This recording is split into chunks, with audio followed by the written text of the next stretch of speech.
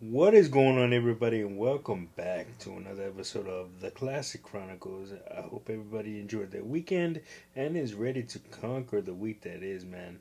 Um, so I've been away for so long, uh, but life happens, man. But I am here now, and I'm getting ready to deliver all the your breakdown of all the action from WrestleMania 42. But before I get to that, man, I have a really big announcement on my own, man.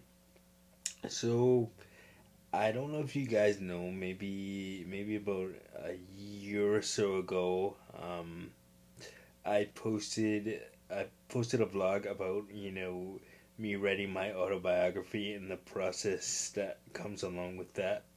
But no news on the autobiography just yet. It is still being edited and shopped around, and as soon as news comes on that, I will let you know, of course.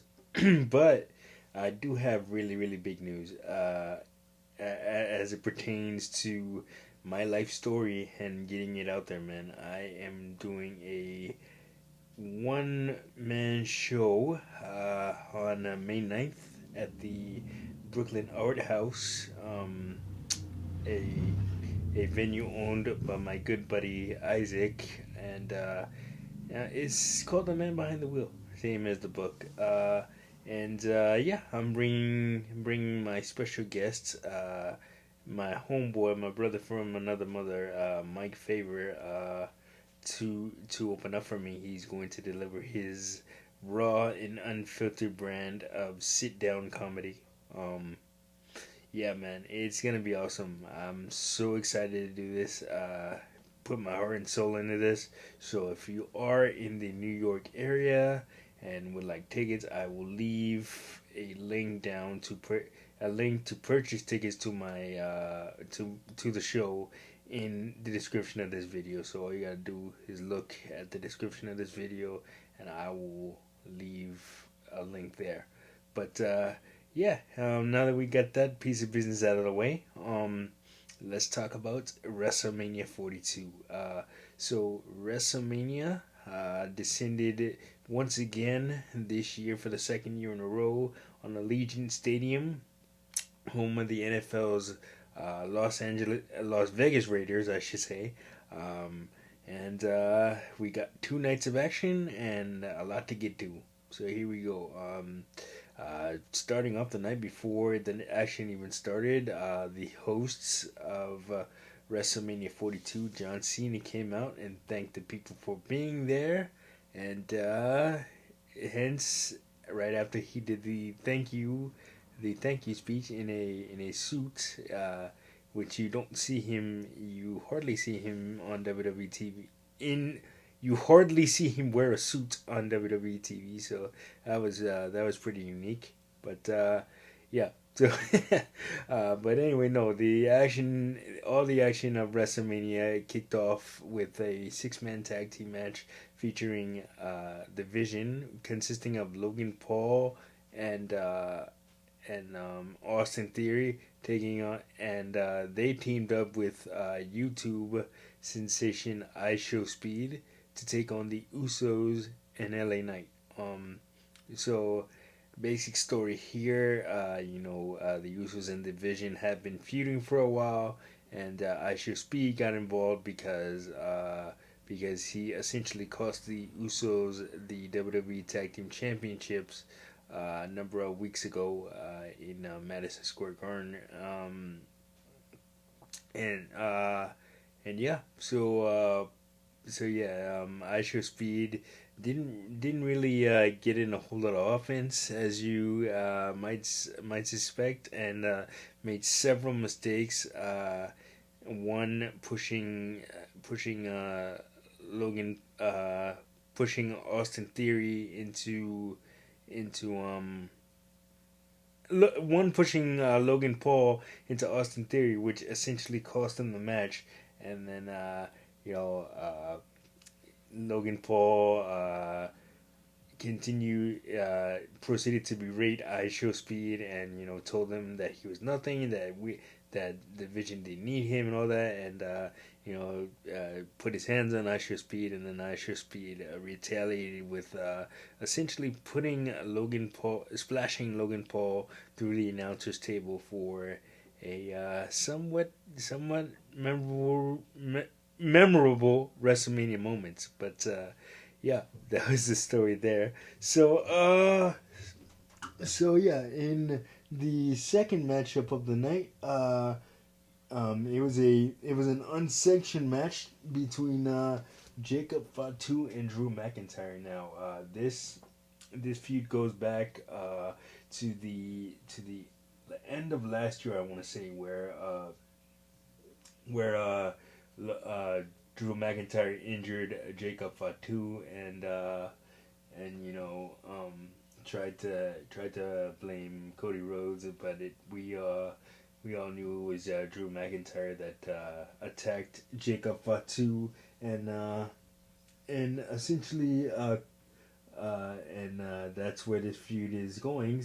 That's what happened with this feud. So these two really beat the crap out of each other, man. Toolboxes and tables and chairs and pretty much anything you could think of they used on each other. But it was Jacob Fatu getting the win with a moonsault through a table to secure himself the victory. Um, Next up, it was a fatal four-way match for the WWE Women's Tag Team Championships. Charlotte Flair and Alexa Bliss, Bailey and Lyra Valkyria, um, and the Irresistible Forces, the tag team champions, went up again. Uh, and it was supposed to be the Bella twins, but Nikki Bella is injured right now, rather than making it a three-way tag team match, they still had a fatal four-way match, and Brie Bella ended up teaming with the returning Paige. Uh, Paige had been gone from the company for several years. When to AEW, didn't really do anything of note there, and now is back with WWE, and her being back on her first night WrestleMania. She proceeded to win the WWE Women's Tag Team Championship alongside Brie Bella. So that'll be interesting to see how that goes. Uh, but yeah, Paige is back and she is now one half of the WWE Women's Tag Team Champions. Uh, Crazy, huh? Speaking of championships and women, next up we had the Women's Intercontinental Championship being defended as Becky Lynch looked to secure the WWE Women's Intercontinental Championship from AJ Lee, her arch nemesis. This was AJ Lee's first WrestleMania appearance in about 10 years, and the match was pretty good. But in the end, Becky hit a manhandle slam to secure the victory for herself, thus making her the first and only three-time Women's Intercontinental Champion. So congratulations to Becky. Um, Next up, it was a grudge match of sorts. Gunther defeated Seth Rollins in probably the best match of night one. This was very very back and forth. I enjoyed it immensely. And Gunther ended up picking up the win via submission, his sleeper hold submission after Seth Rollins was attacked by a returning Braun Breaker. Braun Breaker had been on the shelf for a couple of months, and they are going to hopefully the after Braun Breaker gets done feuding with Seth Rollins, hopefully he gets a WWE World Heavyweight Championship match sooner rather than later. We'll get to that. We'll get to the WWE Championship. We'll get to the WWE World Heavyweight Championship, I should say, a little later on. But next up was another Women's Championship being defended. This one, the WWE Women's World Championship, as Stephanie Vaquer looked to defend against Liv Morgan, and Liv Morgan debuted her new theme song, "Trouble," which she sings herself, and this was a very good back and forth match too. The women of the Judgment Day interfered, Raquel Rodriguez and Roxanne Perez, to help Liv Morgan pick up the win and defeat Stephanie Vaquer for the WWE Women's World Championship. And in your main event of night one, it was for the WWE Undisputed Championship. Cody Rhodes defended against Randy Orton, and the storyline here is Pat McAfee got involved with Randy Orton. Randy Orton had been getting a mystery phone call to turn to turn more vicious and kind of save the business from the state that it's in, and the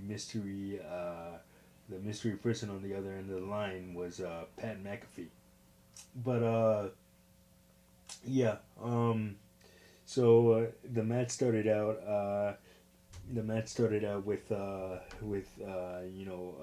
Pat McAfee attacking Cody Rhodes, and then Jelly Roll, yes, the singer Jelly Roll, country music superstar Jelly Roll, made the save for Cody and ended up putting Pat McAfee through a table, and Pat McAfee did a stretcher job. Cody and Randy went at it for a while, and it took these two got busted open. They really took it to each other, and but in the end it was Cody winning with a crossroads to vanquish Randy Orton.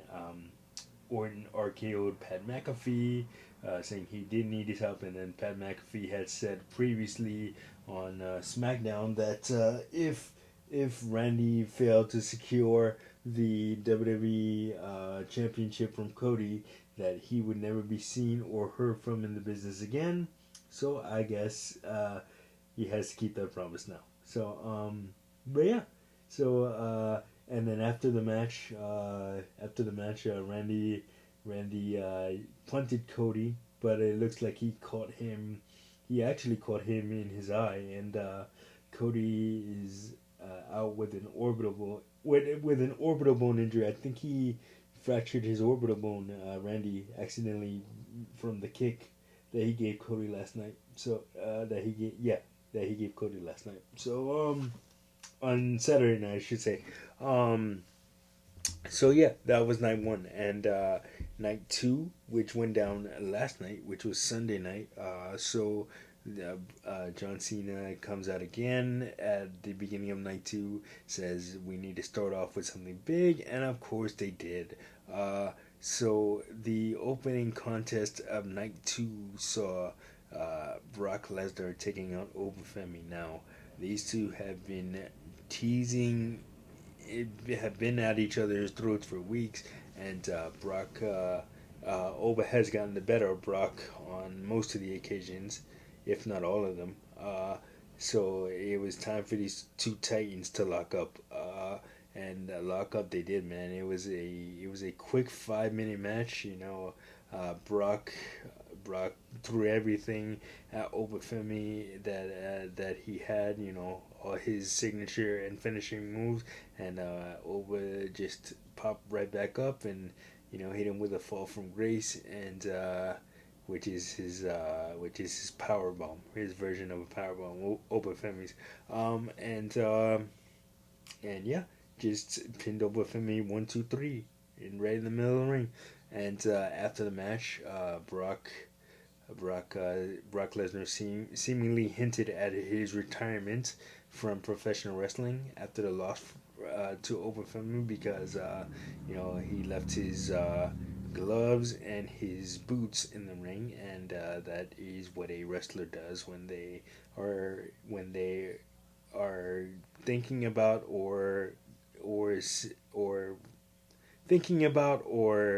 actually retired. So that it'll be interesting to see if Brock competes again. SummerSlam is in Minnesota, a town where Brock is built from, although he's not from Minnesota. He is built from there, and then so SummerSlam is built in Brock's adapted hometown, and we'll have to see if he does compete at SummerSlam, or if WrestleMania was in fact his last hurrah. Either way, amazing in ring career. Love him or hate him. Call him a part timer. Call him whatever you want. Brock definitely is a box office draw, and they did it. They did that right, for sure. They did that right. You know, Time to pass the torch to Obafemi. And Michael Cole even said on commentary that Obafemi is the next big thing, which is what they called Brock Lesnar when he first entered the WWE in his rookie year. So next up on night two was the ladder match for the Intercontinental Championship, the Men's Intercontinental Championship, which had J.D. McDonough of the Judgment Day, Javon Evans, Dragon Lee, Rusev, Rey Mysterio, and of course the Intercontinental Champion Penta. Lots of great spots in this match. Lots of great usage of the ladder. From the competitors crashing off of it to Javon Evans executing his OG cutter, which looks great on its own, but when it's done on a ladder, it's even better. So in the end, Penta retained his Intercontinental Championship despite the effort from the other competitors. Next up on night two, we had the United States Championship on the line as Trick Williams, with accompanied to the ring by rapper Little Yachty, took on the United States champion Sami Zayn.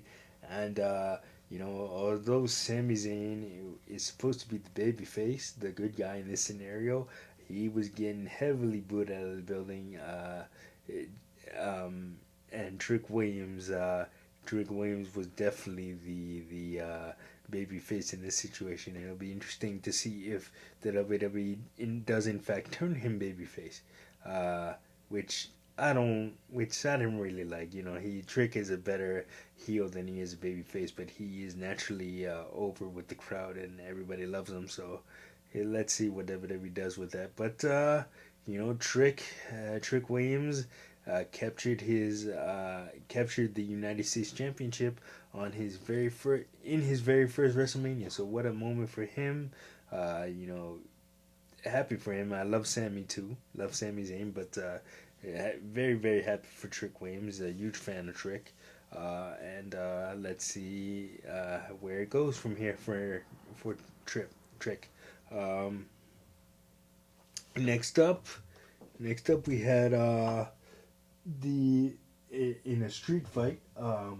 We had Dominic Mysterio taking on his former Judgment Day stablemate, Finn Balor, and former leader and stablemate of Judgment Day, Finn Balor, I should say. It was a demon Finn Balor. So Finn Balor brought back his demon persona. Usually Finn wears the demon persona for his big matches, and this was no exception. It was WrestleMania, so had to pull it out.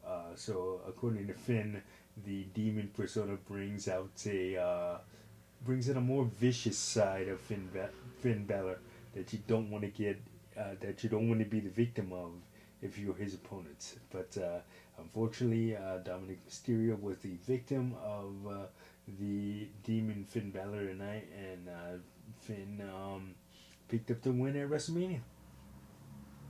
Next up was the WWE Women's Championship, being defended as Rhea Ripley took on Jade Cargill, the champion.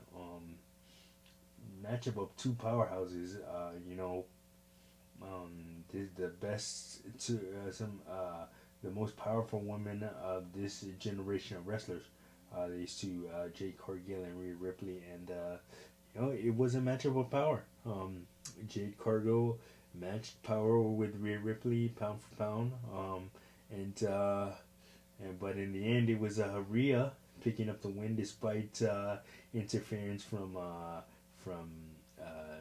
B-Fab and Michin on Jade Cargill's behalf. Io Sky came out to save the day for Rhea, and she ended up inevitably helping Rhea pin Jade Cargill to capture the WWE Women's Championship. Uh, so yeah, that congratulations to Rhea. Another big WrestleMania moment for her. Um, and in your main event to close out the whole thing, it was Roman Reigns taking on CM Punk for the WWE World Heavyweight Championship. Man, these two went back and forth. They really gave it to each other. There was a lot of jaw jacking on the way to this, and the build for this matchup was great. And the matchup itself did not disappoint. Roman hit CM Punk with two spears, and there were spears. There were go to sleeves. Roman ended up hitting CM Punk with two spears, and ended up getting the win and becoming the new WWE World Heavyweight Champion. And it's also interesting to say that Roman Reigns said on the post show that when people were chanting over for Oba Femi and Oba's gonna kill you and all that, Roman said, you're new in that Oba Femi's new in the business, and even though he did a great thing tonight, and what he was referring to was beating Brock Lesnar. Even though he did a great thing tonight, he still hasn't done. He still hasn't done a lot of. He still hasn't done a lot of what Roman's done, and he said that he's done what you've done. He's done what Oba did, with titles on the line and defending championships and all that. And he said, we'll see this summer, and we'll see this summer if you're ready to step up to the greatest of all time, which possibly hinting at a future matchup between the two. And that would be great. That would be really interesting to see that matchup and everything like that. So yeah, that was WrestleMania, man. Oh, and I forgot to mention on night one there was another moment that didn't involve a match, but it was a very, very, very, very wholesome, touching moment. You know, Bianca Belair came out and revealed to the world that she and her husband Montez Ford of the Street Profits are expecting a baby. So that's amazing, man. She Bianca revealed her baby bump, and everybody cheered, and me sitting at home watching it smiled. But yeah, so that was WrestleMania. That was WrestleMania in all the action of WrestleMania happening. So I thought it was an okay night, an okay pay per view. Night two was definitely better than night one. I will say that, but overall, pretty good show. I'm not gonna give it a grade. Not gonna be like ESPN, but yeah, it was a pretty good show. I liked it. I enjoyed it. Got to watch it with my uncle and my little brother, and yeah, so that was pretty cool. So yeah, that was WrestleMania, and let me know what you guys thought of WrestleMania down in the comments. If you watched it, what you liked about it, what you didn't like about it. Let me know all of that. Anyway, that is gonna do it for this episode of the Classic Chronicles. Like, subscribe, share. Don't forget to hit that notification button so you don't miss a video. And I, of course, will see you guys on the next one. Peace.